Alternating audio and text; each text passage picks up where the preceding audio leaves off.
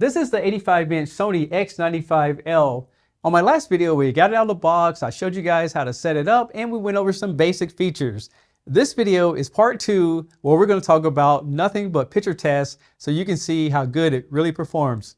Let's get into it. Well, first of all, this TV has a processor. They call it the Cognitive Processor XR. And this processor gives the TV more dynamic range, natural colors, and it replicates how you actually see in real life, which is a pretty cool feature. So I'll put a little demo together for you guys to show you the differences between 720p, 1080p, 4K UHD, and true 4K. And it actually did a really good job cleaning up the signal, enhancing it, and making it look beautiful on all the different settings. And I couldn't even tell a difference in the footage until I zoomed into it, and then I could see some pixel differences. But in my opinion, it was hardly noticeable. But I want to take it a step further and show you all the resolutions at the exact same time. And you probably need to watch this on the television if you want to see all the details. But here's the thing, if you have a good signal going into the TV, it's going to process it at the best quality possible. But a lot of people are trying to take grainy footage and put it into TVs. It's just not going to be able to clean it up to the point that you're going to get a usable signal. So if you put a questionable signal into the television, it will do its best to clean it up. But most TVs in general prefer a clean signal to give you the best picture quality possible.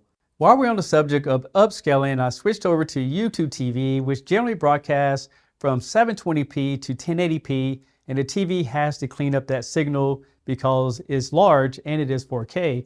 Overall, I thought it did a really good job reproducing colors, but I will tell you it was slightly blurry on some of the content, and it's due to the nature of the size of the television and the resolution that I'm playing. Before we continue, I just wanted to share something with you guys. This is a software called Cowman. They're allowing me to have the full version for a little bit of time. The full version is about $3,500, but you can buy it for the Sony, and it's about $394, and that's including the color checker that you need. And that's going to allow you to calibrate your TV yourself anytime you want. The great thing about that software is that with this sensor right here, I can actually get different color profiles, and this sensor right here will support up to 2,000 nits. So hopefully after I learn it a little bit more, I'll be able to get those ratings for you guys. And for Sony, it has an application in the Google App Store. You just download it, and then it asks for an IP address. And then you put the IP address into the computer, you hook this sensor up, and this TV will actually calibrate itself and create different profiles. And this is what the screen looks like. You would plug your computer into like HDMI 1. You would do the picture test, and there's an IP address over there as well. So you put it all together, and if you think about it, if you have a professional calibrator to come to your home, it's going to cost just as much as this kit's going to cost one time, and you'll be able to calibrate anytime you want. All right, so now I'm going to show you guys some of the different picture modes in this television. And just to confirm, I went in here and turned off all the automatic settings that would automatically dim the television. So the first thing you're seeing is vivid mode. In vivid mode, you can tell that the light is blown out, but you get a lot of shadow details over in the corner, which I think it could be okay for a lot of people, especially if it's a really dark movie. Now we switched over to standard mode, which you won't like on movies. It just makes everything too dark, but it works really good on regular TV, like streaming apps and things like that. Now here's the cinema mode that everyone gives the hype on. I think it looks good, but this TV can look better in other modes, so let's toggle through a few more. There we have gaming mode, graphic mode, photo mode, and this is IMAX enhanced. Now keep in mind, IMAX works as best whenever the movie is actually in IMAX. That way you get all the metadata to control the picture. And then you have custom, and this is where you can go in and create your own profile that you like. Custom for Pro 1, this was calibrated on the Rec 709, and Pro 2 was calibrated with HDR. So you can see the difference there as I toggle back to these different colors. And I like the HDR one better because you can see that you get more richer colors, especially in that light. It just picks up more range. And this last scene is I turned all the automatic settings back on. You can see all the details that you're missing here in this light and that brick. So that calibration setting actually works the best. So what do you guys think about the picture differences? I know I didn't play footage, but could you see how the calibration definitely can help your television out? In my opinion, I think calibration is individualized by the TV that you purchase, because if I give you guys the settings, it may or may not work properly because your TV might have a different configuration.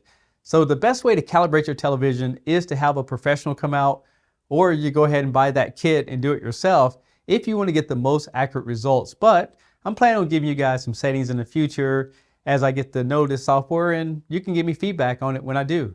Now let's take a look at some other tests I want to show you guys. First of all, this is a skin tone test.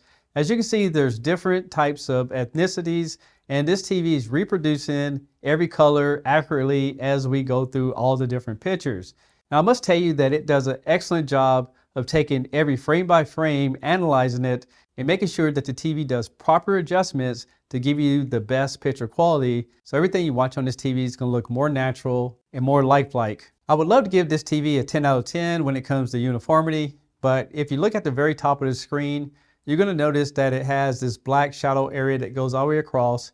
And again, I don't think you'll notice that watching everyday content, but these are things you notice whenever you run test demos through it. Now this is a 24 frame per second demo, and I want to show you guys the motion test.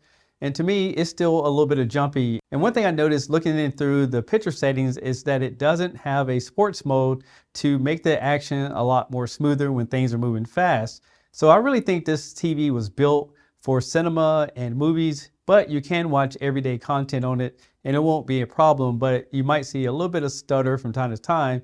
But the great thing is, I doubt if you see that soap opera effect that people complain about. When it comes to blooming, you're going to notice it from time to time on this television, but what blooming is basically you get this glow around the images, and what this test does is just show the glow from the different images that are produced. And this would include logos, words, subtitles, and things like that. So this TV doesn't do a bad job on it, but it's not as dark as a OLED, for example. Now, if you plan on mounting this TV up high, it's all ready to go because I did check the viewing angles and I went from side to side, and this TV looks fantastic. Even when I got below the TV and zoomed into it, you can see that the resolution is picking up at lower angles. So ideal is that you can mount this on top of a fireplace or anywhere that you have a large room and you need to get very detailed viewing angles. Just in case you're worried about glare, I did check out the anti-glare coating on the television. And the interesting thing is that it makes this streak that goes all the way across the TV whenever it gets reflection on it. But if you have a bright room, it does have that coating, plus it is extremely bright. So I feel that it's going to work out in those type of environments. Even though this TV is not perfect, there is one thing that stands in mind, is that this TV has a beautiful picture on it, especially if you just play straight HDR that's recorded in a high resolution like this right here. But if you're a movie fanatic, this TV is going to take it to the next level with the Bravia cord that I showed you guys on the last video. Even the Netflix calibration is built right in. Plus I want to show you guys some content from Disney Plus in the regular cinema mode. And with content running through this TV, the processor goes to work, cleans everything up, and makes sure that you have the best experience possible. And I can say for fact because this TV is going into my main room, replacing my older 75-inch. And here's the last few things about this TV. It is mini LED using direct backlights, and it does have local dimming. Now the thing about this TV, it does have the Bravia cord calibration, Netflix calibration, and it supports Dolby Vision, IMAX enhanced, but it doesn't support the filmmakers mode. So I hope you guys enjoyed all these demos that I did for you guys today. I've been working hard behind the scenes to create new demos so we can get the most out of these TVs. And I know there's going to be someone in the comment section saying you didn't test this or you don't test that, but I'm really trying to make these videos for the average consumer and not get so geeked out where I actually lose people's attention. Hope you understand. But when it comes to picture quality, besides a few things that stands out to me, there's a little bit of blooming, which I actually have on the TV that's in my other room. It also has decent motion, but it could be improved. But keep in mind, how often do you watch certain things where that's actually a factor? For me, I watch more movies and Disney Plus, Discovery Channel, and things like that. So I'll be fine with everything that this TV has to offer. But in the comments section below, let me know what you think about these demos and what I can do to improve this channel for you. I'm Tech Steve. Thanks all for watching, and I'll catch you guys on the next one. Peace.